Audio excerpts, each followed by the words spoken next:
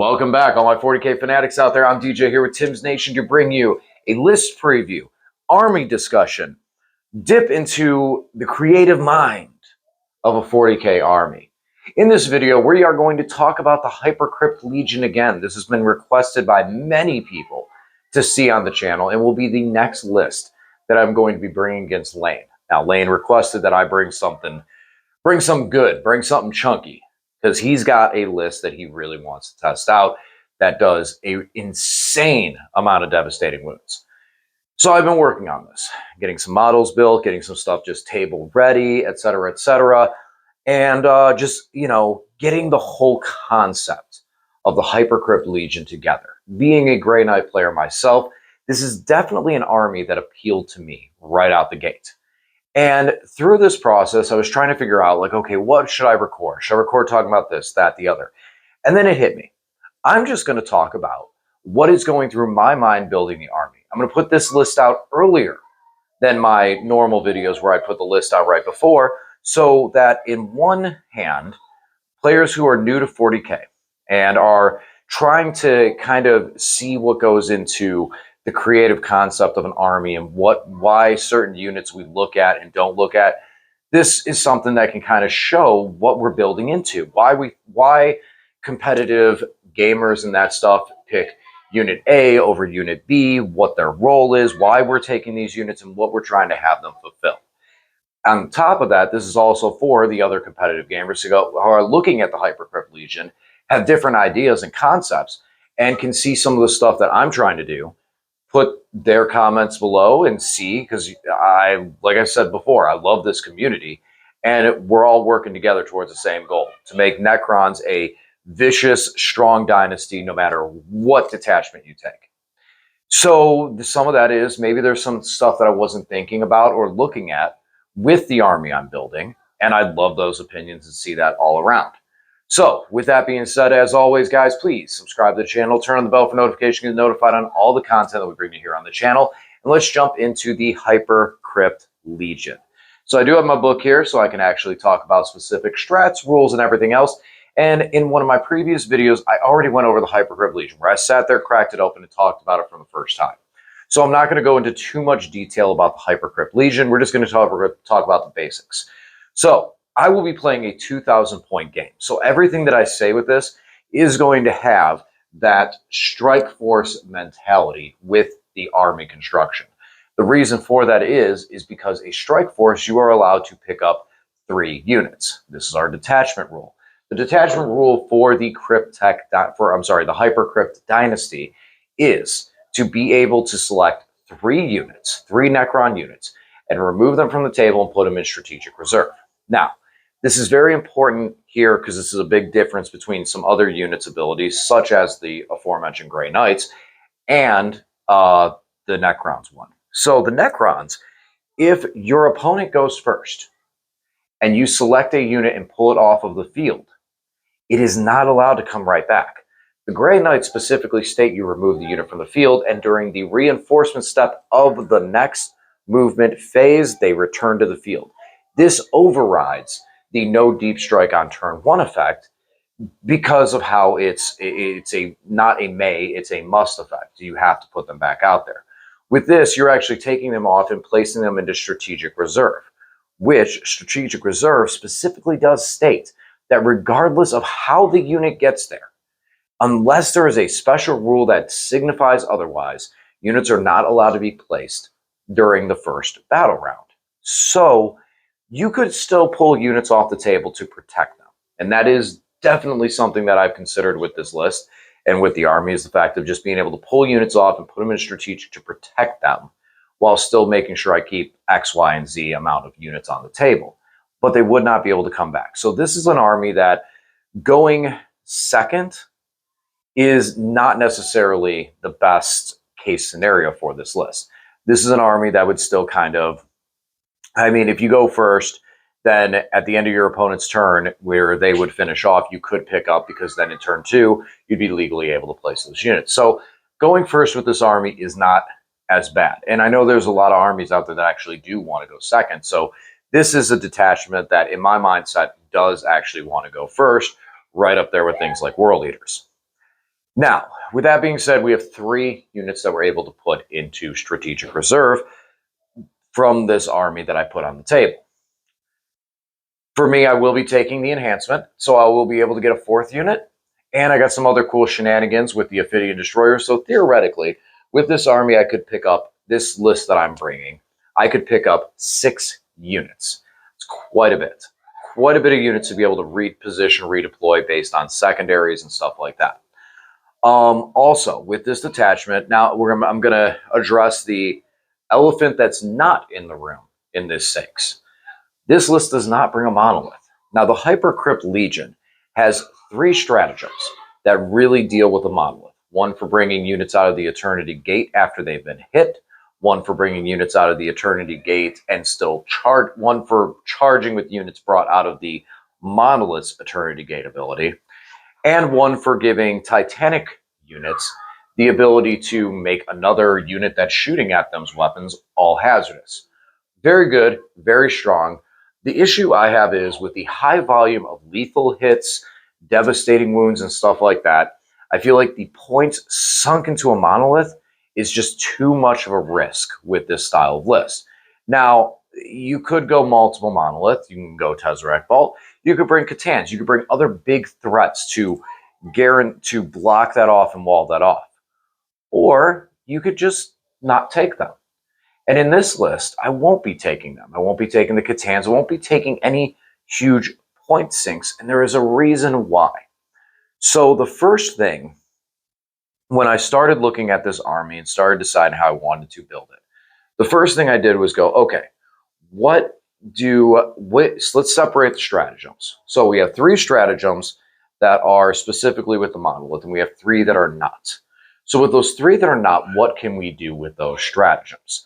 So the 3 are, one of them allows us to deep strike a unit within 3 inches. That's Cosmic Precision. So now we're allowed to deep strike a unit as long as they're outside of 3 inches of the enemy unit. They cannot charge afterwards, but they can get very, very close. Deep strike or just strategic reserve.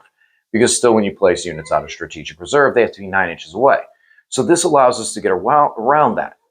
Perks of being able to do this: secondary objective markers, being able to steal objectives, that's also huge, and being close for rapid fire and other shooting effects. So that's a very strong stratagem at 1 command point. I like it out of Grey Knights, but what I like out of this one is it specifically calls out the Hypercrypt Tech ability on top of any other strategic reserve. So later on in the game, this is still viable late in the game when you draw engage on all fronts on turn 4. So that's so that right there in my mind is like, okay, this is one of the key critical stratagems that I want to focus with to be able to score my secondary points, because this is an army that I feel that really can crank up the secondary scoreboard, and that's my primary goal. The next one we have is, let's go over here, we have Reanimation Crypts. So with the new Necron Codex, we are no longer allowed to reanimate while in strategic reserves. The rulebook states that units are able to use abilities while still in strategic reserve, but the reanimation protocol specifically calls this out. This is not allowed. Units are not allowed to reanimate from strategic. With this stratagem, we can. As long as, and this is kind of a wonky one because it says your command phase target is your Necron Warlord. For each of your Necron units in reserve, the reserve unit's reanimation protocol activates. What this basically all breaks down to is, if your Warlord is dead, you cannot use this stratagem. It targets your Warlord, but then it's used on all of your units in strategic reserve. Not just the unit that the Warlord's with, all of them. But it does require your Warlord to be alive. So with building this list, the next thing in my mind is, okay, I want my Warlord to be a character model in a defensive protected position so that we're able to utilize this late into the game. And then the last one was actually a surprise to me: Quantum Deflection. So Quantum Deflection is a 4-up invuln for vehicles. Initially, in my first video, I looked at this, I was like, most vehicles have that already, this, that, and the other. And then something beautiful happened. Spiders. Spiders are vehicles. And this stratagem doesn't just target one. Oh no, it targets the unit. So an entire unit of spiders for 1 command point can have a 4-up invuln. which, if you guys haven't noticed, I have a sickness, and that sickness requires only one cure, and that is more Canoptic Spiders. So with those three stratagems are the primary ones that I'm looking at. Obviously, because I'm not running a monolith or any Titanic units, the other three go to the side. So with three stratagems that all cost one command point, this means that my list is less command point intensive, which is a good thing for two reasons. One, I want to be able to spend a command point to shuffle out a secondary in the early game, if need be, so I can make sure I keep that secondary flow moving very, very well. And second, I want to not, like I said, with everything being one command point, when I do pitch that secondary to get me, keep my strength up on the CP, I don't ever want to get into that position where I'm suddenly thirsty for command points. So this is what we're looking at right now. So that's what I was looking at my core concept. Then I jump over to the enhancements and I look at the enhancements. And there's three enhancements that are important to me. You have Dimensional Corridor, the Arisen Tyrant, and I'm going to butcher this one, Ostaclave Fulcrum. The Fulcrum gives me one unit, counts as having Deep Strike. Awesome. What am I going to give Deep Strike to? We'll get back to that in a minute. Arisen Tyrant. Long story short, when I bring one of those units in from Strategic, bam, they have full rerolls to hit. Awesome. Immediately my mind goes to, okay, what has lethal, what has sustained, what can I bulk a dice into to really capitalize on that enhancement? And the last one, Dimensional Overseer, is a very cheap 10-point enhancement that gives me +1 to the Hypercrypt count. So that gives me my fourth unit that I'm able to pull off the board. Now, I know I said 6, so we'll get over to those 2 extra units here in a second, because now, with all that being said, let's jump over and take a real quick look at the list, and I'll start breaking down the units and start talking about more of what went into constructing this list around those 3 stratagems, the ability, and the enhancements. So here it is. Yeah, I know that immediately once this image pops up, the first thing it's going to be is a lot of questions. There's a lot of, there's a potpourri of many, many different units out here that we're going to be talking about here in a second.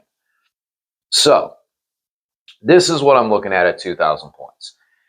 Again, let me know down in the comments section what you guys think, and let's get into the who, what, where, when, and why of stuff. So, let's start first off with some of the damage dealers of this list, because I think that's a very critical part of where this goes.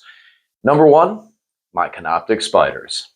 So the Canoptic Spiders, being the fact of 1 command point to get a 4-up invuln, these guys are not going to be able to deep strike, but we can bring them on from Strategic Reserve, bring them on from a table edge, and allow them to place a lot of threat into my opponent's face later into the game, mid to late game. On top of that, they're just obnoxious to get through. And now when you give them a 4-up invuln and their inherit 6-up feel no pain because they are vehicles, and there's no reason why not, it makes these guys really annoying to deal with. They also can give a 5-up feel no pain for mortal wounds, as well as a 5-up feel no pain for psychic attacks. These guys have a lot of potential, and I love them. I think they are very durable, very strong, and they're very, very underappreciated in the game right now, especially in the Necron books. Being able to use these guys to just keep my opponent distracted is a lot of their goal, especially because some of the other heavier firepower that I will be bringing. And over into the heavy firepower, we have Locust Destroyers. So the Locust Destroyers, I'm going to be taking this as a 6-man. They have lethal hits for 3 shots apiece. This is where we start looking at this. Now, their damage is 2. They are AP 2. They're only strength 5, but we're not worried about that. We're looking at right now the fact that when they have a Locust Lord leading them, they are going to be looking at crits of 5. So there's 2 ways that they go about this. And it also comes over into my other damage dealer, which will bring these guys up real quick, my Locust Heavies. Now, I took a 3-man with the Exterminator and a 3-man with the Destructor. This is for option purposes, because now we also have 2 Locust Lords. And the Locust Lords, also option purposes. The Locust Lords can go with any of these units. So one of the Locust Lords is going to have the ability that when any of the units arrive from reserve, strategic, cryptech, anything, they're going to be re-rolling all hits. So if we put it on the Locust Destroyers, we have we're critting on 5s for lethal and re-rolling everything, fishing for those lethal hits. Anyone who's run into that sustained combo with Marines and Oath of Moments knows that is a very, very strong, very powerful ability. Also, with the Exterminators, we have sustained hits and rapid fire. So being able to go into crits and re-roll and sustained is just a bulk volume of fire. So these guys can put down a heck of a lot of shots. And last but surely not least is going to be the Gauss Destructors. Once again, being able to crit on 5s with them for lethal hits means that we don't have to worry about the wound roll or anything else, and not even worry about the wound roll, we'll say. The fact that you can take the 3 dice, roll them. One's a crit, re-roll the other 2. 2 are a crit. That other one hits, now you roll the wound. It makes it a lot easier to make all 3 of them hit and wound to get that damage through. So depending on the matchup, depending on how much I really, really want to make sure to trigger over on that lethal damage is going to matter on where that Locust Lord goes. The other Locust Lord will have the Deep Strike ability. To be able to pick up a squad of Locust Destroyers, a 6-man, and deep strike them back down the field. This allows me to take with these units and play them like a scalpel, a very, very surgical, precise unit. Put them into a position where they have one target that they can get to, and maybe no targets that can get to them. They're able to hit that target, remove that target, and stay safe to get picked up and do it again the next turn. Being able to deep strike one of these destroyer units is going to be critical. Now, less critical for the Gauss Destructors. That's probably won't be where he goes. But with a 6-man Locust Brick being able to deep strike that much of a squad around the table, as well as the Exterminators with their sustained hits and just volume of shots, those are units that I really feel like the deep strike ability is going to come in handy for them. So we have the Spiders, we have the Destroyers, and that is a big chunk of our damage. But the majority of this army is more meant to do secondary scoring, resilience, stuff like that. So let's take a look at some of those units and what I'm looking at for this. Now, for the secondary aspect, we want units that are able to maneuver around this field very, very well, and they're more be expendable in a sense. So we have a couple of those.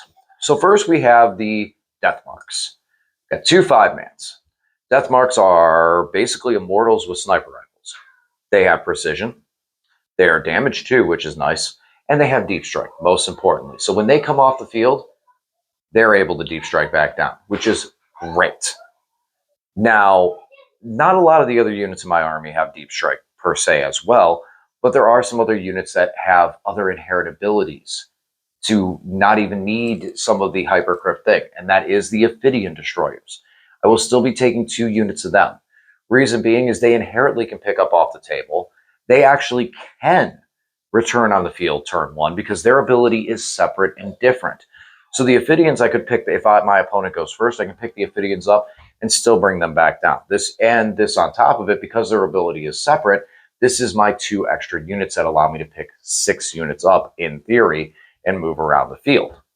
So Aidian Destroyers and the Death Marks will do a lot of work for the secondary scoreboard, to being able to go around the field, complete actions, and score many different points, engage on all fronts and stuff like that.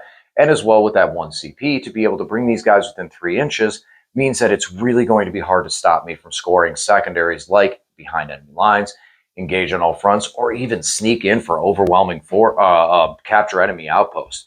Big, big potential there. Now, we also have a Canopic Tomb Sentinel.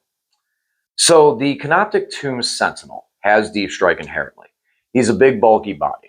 His role is he's going to be able to pick up deep strike around and can do a lot for the secondary game, or because of his strong objective presence, he could just sit on an objective that my opponent is not necessarily close to and make my opponent not want to get close to it because they look at it and go, I can't remove that.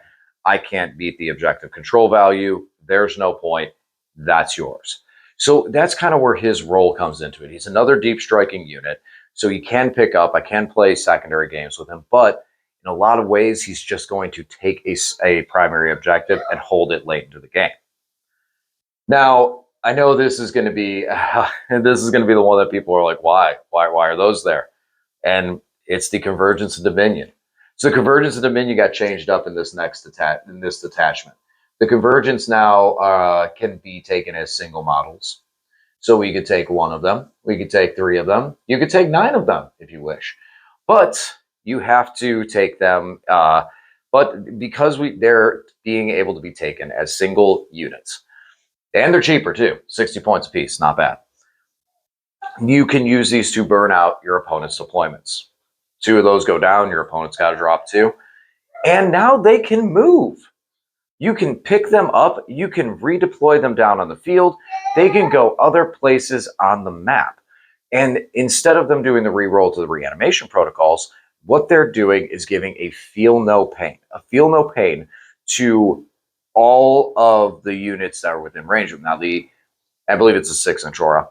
Now, the spiders are giving themselves a 6-up feel no pain, inherently.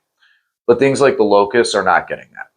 And early game, any artillery or anything that's trying to mess my army up, at least I have a feel no pain to try to slow down some damage if somebody happens to get a little bit of a hit and try to mess with my game a bit.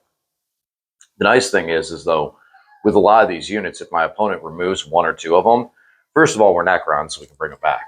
Second of all, it just makes it easier to fit them into small little pockets and steal secondaries and score points.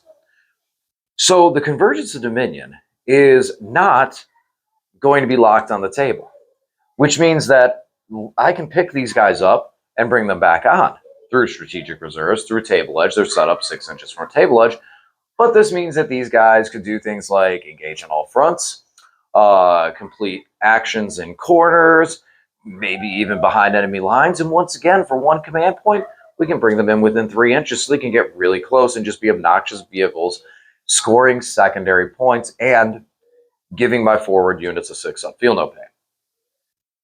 And last but definitely not least, because when you look at this list, I do have the ability to move around the field. I can do a lot of these secondaries very well. And I will actually grab my deck here for a second. And we're just for theories, investigate signals. Actions in corners, beautiful one to be able to use with my Convergence of Dominions. And in any of my units that are able to get into corners like Death Marks and stuff like that, I can make that a 6-point secondary very, very easily. We have Overwhelming Force, 1 command point, 3 CP.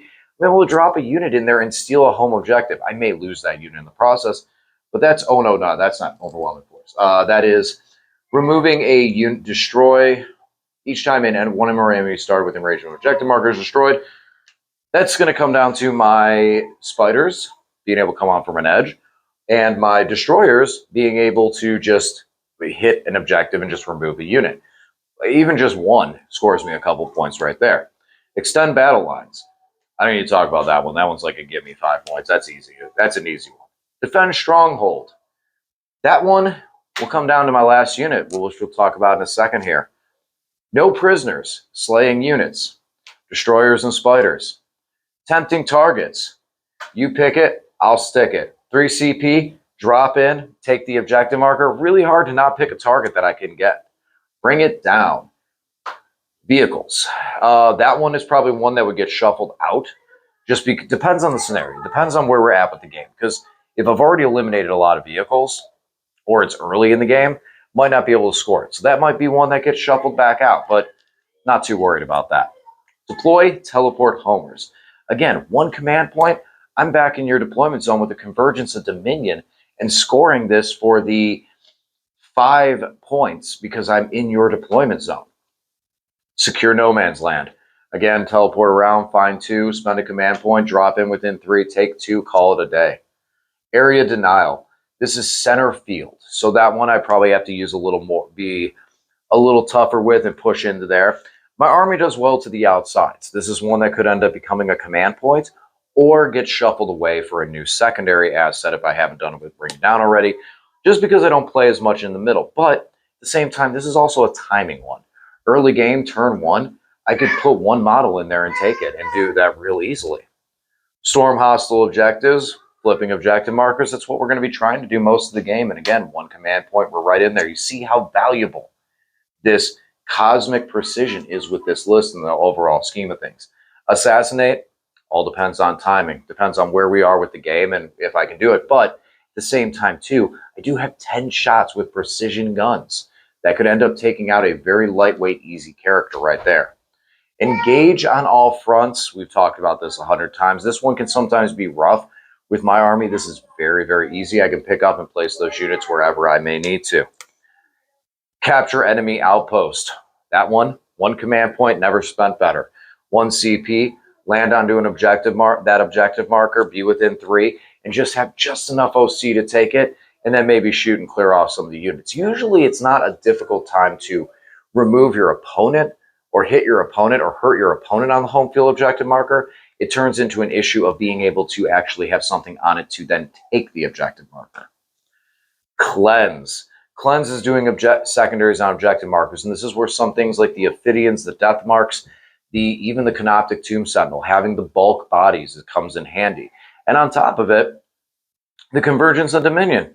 I mean, it's probably very unlikely the Convergence is going to be able to make it happen, but it is a unit that could theoretically do that if an objective is close enough. Most likely, most objective markers are not within 6 inches of the table edge, so that's probably not going to happen, but other units can do it very, very well.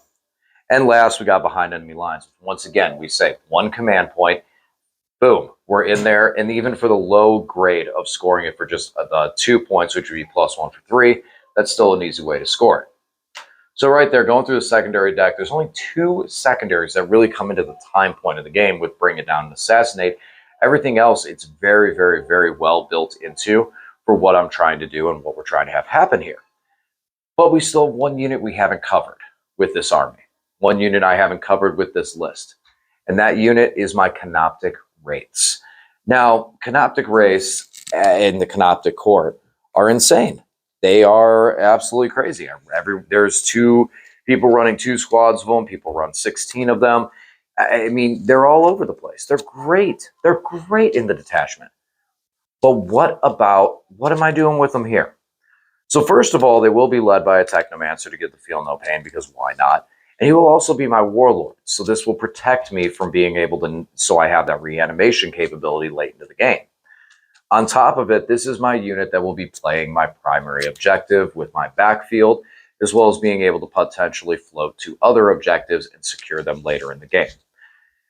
These guys, they're basically the role as primary objectives. That's going to be it, all game long. A lot of the other units that can do similar, not being able to really have access to sticky objectives outside of Trazen. I want something that my opponent really does. It's not even can't remove, but something that my opponent doesn't care to try. The amount of firepower and weapons and everything else that would have to be put into the Wraiths to remove them is just way more than they want to. So the Wraiths are going to be able to hold my home field objective marker. And then on top of it, when they do decide to start moving out towards other objectives, they can really make a fast footprint across the field. I did consider trying to go into a realm of being able to have the auto advance 6, but I think we're okay without it. It's more important for me, and also the relic that I have on him is the relic for the +1 for my the Crypt Legion, so I can get another one. Now that's one that I'll look into a bit more there, because I had considered it. It's like, man, if I give this guy the auto advance 6, that means that these guys I pick an objective marker within 18 inches and go tag it. And with that being their job, that may be a very, very strong, that might be the better play. Right now, I'm looking at the +1 to be able to have 4 units picking up. However, I do have the Aidians. So right now, even if I were to pick up both Aidian units, both Deathmark units, I can still pick up 1 more unit. Is that the Locust? Is that my Locust Heavies? Is that the Sentinel? Do I need that second one, or should I go auto advance 6? And that's one thing in the comment section. Let me know. I'm kind of, as I'm saying this and as I'm hearing it out loud, that 18-inch sounds really spicy. So I really actually now I'm thinking I may drop the +1 Hypercrypt unit for the Auto Advance 6, which is the Hyper Spatula. I'm going to call it that, the Hyper Spatula. Hyper Spatula transfer node. To be able to automatically advance 6 inches, I think that might be the better play with this. So this is my initial idea. This is my initial concept with the Hypercrypt Legion. And it is my goal, as we've said, is to try to score out the absolute max every time on secondaries, 40 every time. Then from that point, it's just ding the primaries, ding primary, 2 objective markers, ding primaries. Even if I just score 10 on primary every turn of the game for 40 points, we're looking at 80 points right there for scoring with the army. An additional 10 points for being battle ready puts us at a 90 point. So now if I can just hold my opponent in some way, shape, or form from 90 points, a couple of things are, bring it down is very difficult against me. I have 2 of the Convergence. Oh no, I'm sorry. Actually, bring it down is really easy to score against me. I forgot spiders. Yeah, spiders and vehicles. I'm gonna leave that in there, but yeah, that was I don't know what I was thinking with that.